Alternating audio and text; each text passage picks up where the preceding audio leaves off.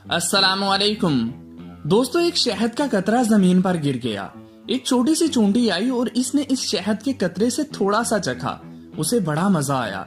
उसे किसी काम से जाना था, तो जब वो जाने लगी तो उस शहद का मजा उसके मुंह में मजीद पानी लाने का सबब बना। उसका मुंह पानी से भर आया। क्या जबरदस्त और मजेदार शहद है, कितना मीठा है। आज तक ऐसा शहद नहीं खाया। वो लोटी और शहद में से थोड़ा सा और चख लिया।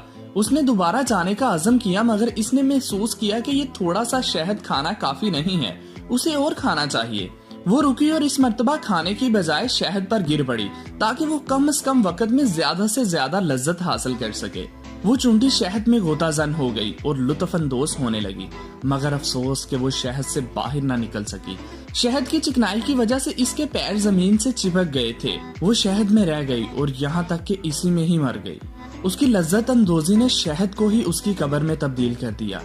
एक दाना का कोल्हा दुनिया शहद के एक बहुत बड़े कतरे के अलावा और कुछ नहीं।